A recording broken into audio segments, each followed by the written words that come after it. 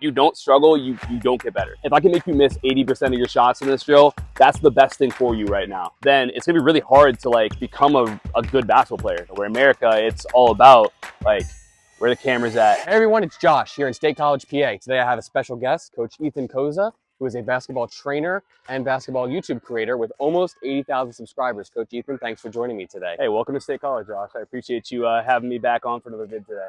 If you guys haven't seen yet, I did interview Coach Ethan previously. I would highly recommend that you guys check that out and then come back to this interview. All right, so Coach Ethan, obviously we learned a lot about your background in the previous interview, but today I want to talk more about coaching, drills, and training. So how would you describe your coaching and training philosophy? You know, I think I always describe training as like, basketball in general really, is like a science and an art. So you have to have like, you have to understand like, okay, what does the science say about how to get better, how to improve, you know, skill acquisition, all that sort of stuff. But then also you have to be able to adjust based on who you're working with, where they're at mentally, where their skills are at, maybe the size of the group that you may have. So kind of how I approach things can change person to person, group to group, day to day. As I learn more, it changes. I would say overall, I very much value like helping my players learn how to make better decisions. And when I have great decision makers, generally they're going to be better basketball players, and their skills are going to translate much more. So whatever I can do to give them opportunities to do that. So live play, adding in just different reads for them to be making. For me, like that's where we may not see as perfect or as crisp of like drills, right? But that's going to translate much better to game success when they have to constantly make decisions and then finding ways to challenge them. If I have a shooter who's really good in the gym, like my goal literally is to make them miss shots when they come in, because that's how they're going to get better. That's how they're going to have to find ways to improve. And so that combination of decision making and challenging my players, like finding ways to continue to push the needle and raise the bar is really how I kind of go about everything. Okay, so you focus a lot on decision making. Was it always that way? Like, did you start off with a certain approach and then later down the line kind of change that? 100%. I mean, I just did what I knew. Like I did what I learned growing up, and I didn't have, like I said, it's an art and a science, but I had no idea of what the science said about it because I just had never been exposed to it. So yeah, everything when I first started was very predetermined. It was very simple. The stuff that, you know, my best players were doing were the same stuff that my worst players were doing. And, you know, I didn't really have an idea of like what actually goes into somebody getting better at a skill. And that took, you know, years of actually being on the court with players, but then also reading and learning about the stuff that goes into it as well. So that process and that approach for me has changed a ton over the last 5 years now. You know, hopefully I look back in another 2-3 years and be like, man, I didn't know anything back then. That's the goal. I definitely like your style and your unique and I would say more modern approach. And I feel like, especially with basketball players working out by themselves, they kind of struggle to incorporate drills. So what's your process for kind of selecting? Let's say you get this player, right? He comes into the gym. How do you determine what drills you're going to do with him, kind of using your approach? Right. So a couple of things. I'd say the first thing is like, I ask my players all the time, right? Especially the ones who are like good and who I've been working with for a while. I'll just ask them when they come to the gym, like, hey, do you have anything you want to do today? Or sometimes I'll make them give me something. Like sometimes they'll be like, no, we'll do whatever. And I'll force them to like pick something. Like, no, we're going to do something that you want to do today. And that's been, you know, that to me is a really good thing, because then you help them understand that like, I'm here to help you, right? Like, and we're not just here to, you know, to be here or for me to be the one to say, oh, I always know what's best. I always know what you need. Like sometimes the best way to get a feel for that is just to ask. And that's what I've gotten in the habit of doing very, very often. And so that's one thing. And then also, you know, once you're around players for a certain amount of time, or if you've even seen them play before, you get kind of an idea of like, you know, who are they, where they need to go, what's holding them back. They might not always know that, but once you're around them, you know, you can kind of figure that stuff out. And then generally, like when players come in, I kind of have an idea, because I usually have trained a player similar to them before in some sort of way. So I kind of have an idea of like, what is this player probably going to need? And then depending on how accurate that you know, that prediction is kind of like where we stem from, where we start at. So all right, so I guess you can ask the player, you find out what drills they want to work on. What is your kind of approach for getting basketball drills that ensure that they translate to a real game? Absolutely. So I think there's a couple things with that. First of all, like I tell my players, like my goal, like I said to you, like my goal is to make you miss shots. And so sometimes players will come in and like the stuff that we do, we're forcing a lot of decision making. We're forcing a lot of like, I'm just challenging what they're comfortable doing. And so because of that, they're going to fail more. Like they're going to miss more shots. They're going to turn the ball over. They're going to lose the ball. They're going to miss more. Like it's going to be a lot sloppier. And I try and help them understand that like that's actually what's going to lead to better in-game performance, is you messing up and looking worse right now. And so it's very different for a lot of players. Because a lot of times, like, their only goal is to go into a workout and not miss at all and not lose the ball. And so I have to almost help them make a mental shift to say, like, hey, the worse that you feel you did in the workout, the better it's probably going to actually be for you, like, seeing results come game time. And it seems completely backwards, but again, when you really look into, like, the science of it, that's a big thing. So helping them understand that and being okay with the fact that, hey, you're not gonna leave the gym after every workout feeling good about yourself. There's gonna be some days where you're gonna feel like, oh man, I think I got worse today. I'm just terrible.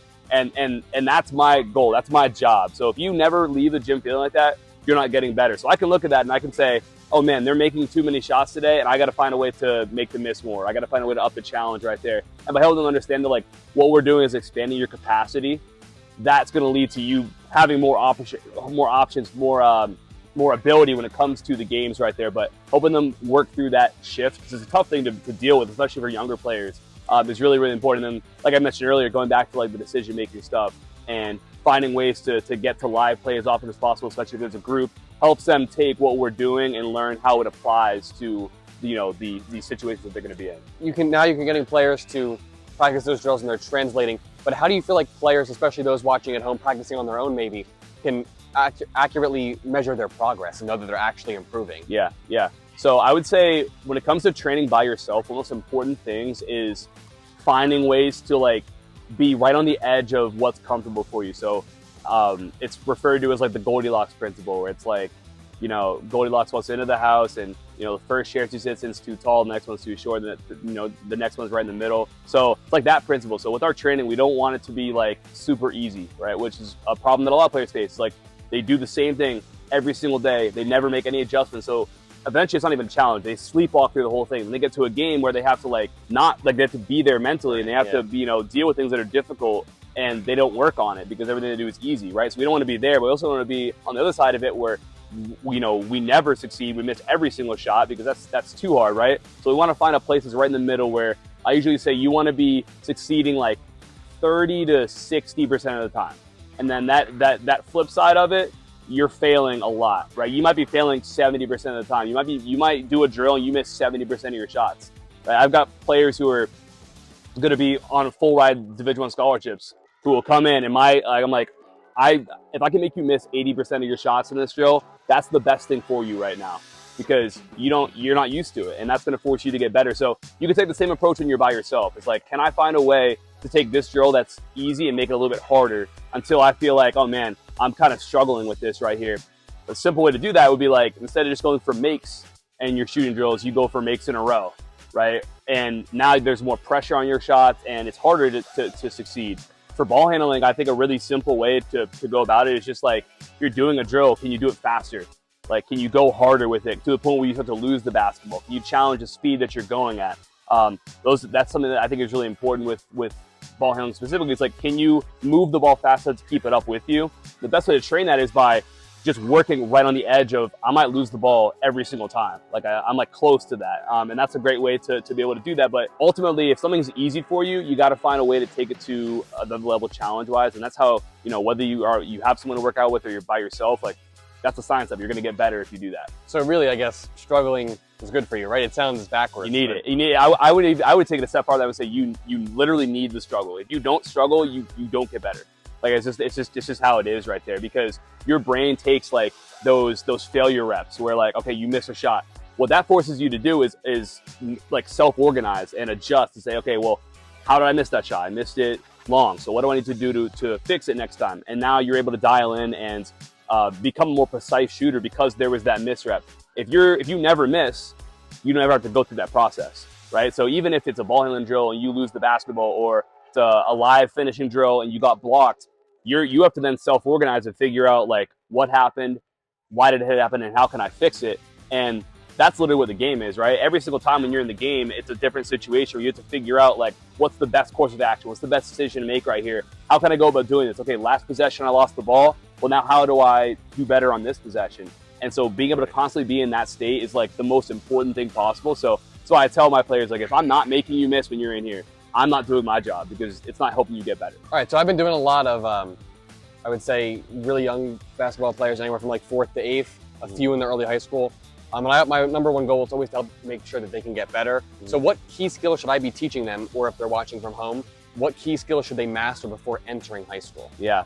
A couple things. I think shooting, like, number one, like, shot making is king. You can make shots. You can usually find a way to be on the floor. So just getting them comfortable with, like, you know, whatever their shooting form is, like helping them become comfortable with it. So making any necessary adjustments, maybe helping them. Like, one thing I really focus on a ton is just like energy transfer. Maybe we'll go through that later. Just kind of like something that is like a really good thing that really for all ages, just got to get them used to like having good footwork and being able to generate power effectively. And so that's like a really good thing, I think, is like just getting a solid base shooting wise. And then as you get more reps getting into high school, that's when you can really take it to the next level. But having a good foundation going into high school is really important. I think having a good understanding of footwork, specifically when it comes to like starts and stops.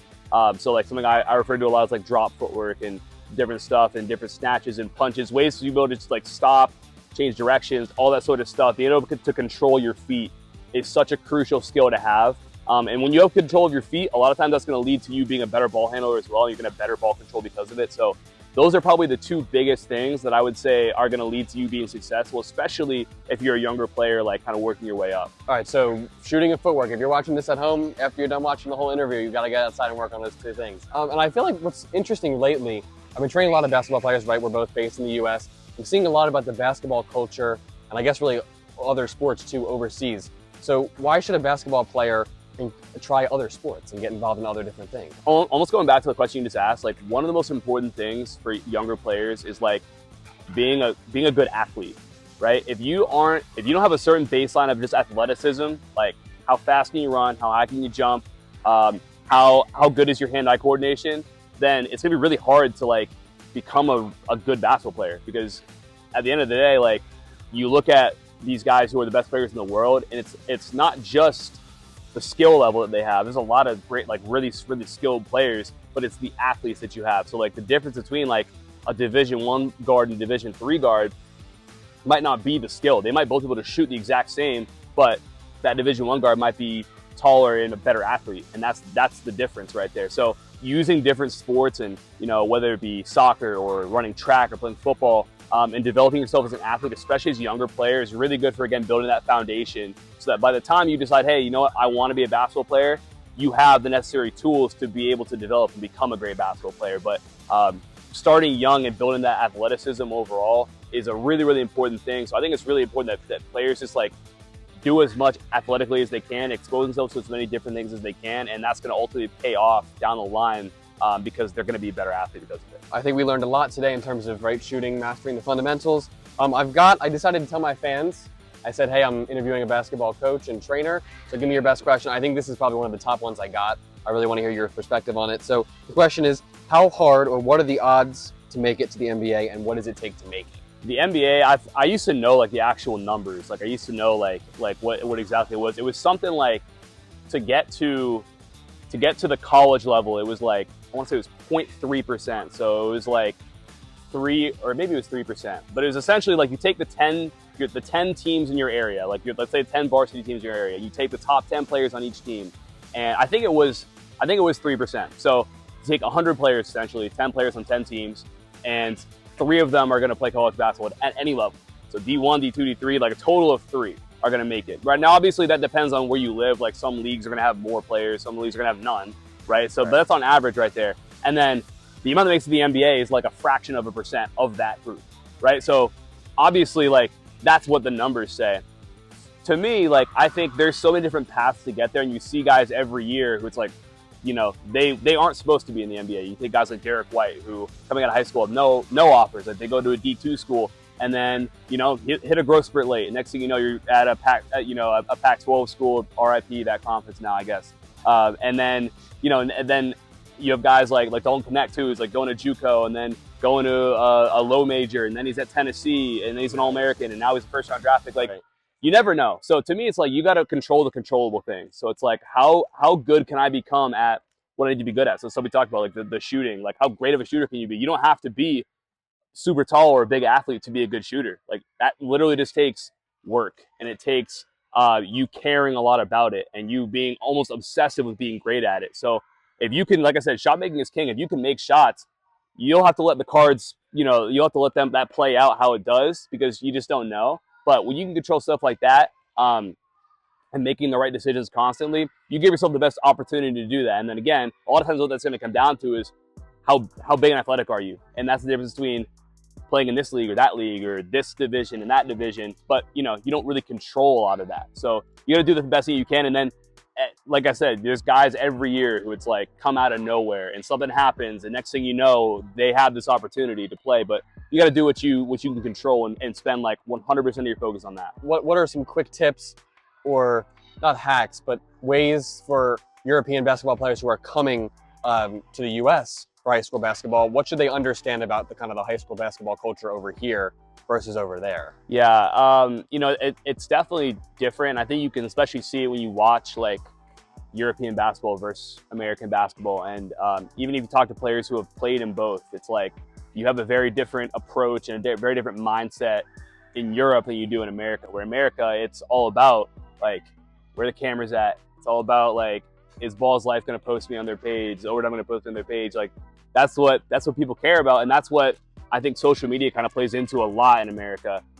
And so I think a lot of times players get like misled, and they think that like it's all about like, oh, how much can I get in my bag, and that's what they're worried about. I think honestly, you almost have a little bit of a leg up coming from a good European system where you're learning about 0.5 decisions. Okay, do I have a shot? Do I have a drive? If no, I got to move it, get to another action. Like that's how basketball is there. It's very team oriented, and increasingly that's how basketball is becoming on this side of the world as well, where everything is so much about it. If you listen to like some of the best coaches in the world, you listen to like Joe Mazzulla talk, like he'll talk about like creating dominoes and moving the basketball into the next action, and that's stuff that like is maybe not quite as glamorized in America right now, especially at the youth level. But I think it's going to increasingly become so as it becomes more and more glorified at the NBA level. So you almost have a little bit of a leg up in that sense, and also just the mindset that you might bring over. So I think those are two things that you definitely have going for you. And you just have to understand, like, the difference with, I think in America is like, you do have the highlight plays and the athleticism that's so glorified, and people spend all their time becoming that. So you have some great athletes and some really, really talented players, but a lot of times what's lacking is the IQ and the understanding. And if you have that, like, you can overcome a lot of the other stuff if you don't have it. And I think that goes for everybody, not just players who are looking to make that jump potentially over to America. All right, Coach Ethan, thanks for your time today. Absolutely, man. Absolutely, Josh. Well, before we go, I have some fun questions. Are you ready for some? Let's do it. All right. Let's do it. So my first one, we're gonna blind rank 5 basketball drills. Okay. You ready? Okay. I'm ready for it. You know the rules. Oh yeah. Yeah. Or I guess for people at home, so we're gonna blind rank. I'm gonna give Coach Ethan 1 basketball drill at a time. He's gonna rank them without knowing the next drill. So his goal is to get them in the best order possible, obviously without knowing what drill is coming. All right. So the first drill is going to be coming out of like a crawl start. I'm going to put that at 2. It could definitely be 1, but I'm going to leave 1 open, but I'm going to put it at 2. All right, next we're going to go with the Mikan drill. All right, I'm going to put it at 5. I'm going to put it at 5. I hate getting rid of 5 so early, but I'm going to put it at 5. All right, so nothing could be worse. I guess whatever I name next can't be worse than the Mikan drill. So the next one, freestyle dribbling. Oh, that could be 1 or 3. You know what? Let's put that at 1. Let's put that at 1. All right, so the 1, 2, and 5 spots are filled. The next one, playing dribble tag. I like that. Okay.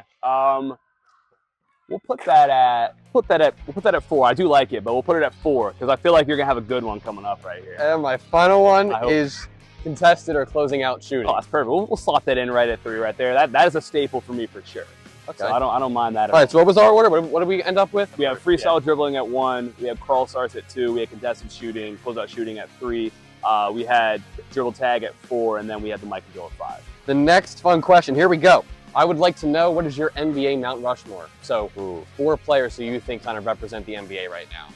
So is this current? We're going to go current. We're going to go current. Current, okay. We'll save all time for the next interview. So Mount Rushmore. LeBron's still on there because LeBron is still like must watch, like prime time. Like people watch LeBron. Jokic is on there. I would put Luka on there, and then I think right now I'd probably go with Giannis, but I think Anthony Edwards could be there in the year. Those are tough. I kind of want to put Steph there, but they haven't been as good. So I'll stick with that. I'll stick with Bron, with Jokic, with Luka, and with Giannis. I want you to build your basketball team with $15. Okay. Let's see, what do we got? All right. $15 budget right here. I think I'm gonna go from the one. Okay. Well, if I can get Luka for $1, I'm taking Luka. So you're gonna have him play the 2 or the 3? I'm gonna have to build my team around him. He's have to play the 1. I'll have to build my team around him. All right, so we're at $1. Yeah, and then I'll take Jokic for $2 for sure. I'm definitely gonna take PG. Take Paul George with that $4. Okay. You know, I got a 5 and a 3 left. I'll go Dame. He's just gonna have to be like more of a shooter off the ball. Okay. And then I'll go Braun to finish it out right there. Can't go wrong with LeBron, I guess. Yeah, there All we go. So what do we got? What's our lineup? So I got Luka. I'll put Luka at the 1, and then I'll go Dame at the 2. We'll go PG at the 3, Braun at the 4, and then Jokic at the 5. So I don't know who's beating that time. All right. Thanks again. Absolutely, man. Thanks for Let having everybody know. So I know you run your own YouTube channel, Vision Driven Basketball. Where can they find you and kind of subscribe to that? Yeah, so you can find me on Instagram at Vision Driven Basketball, YouTube Vision Driven Basketball, TikTok.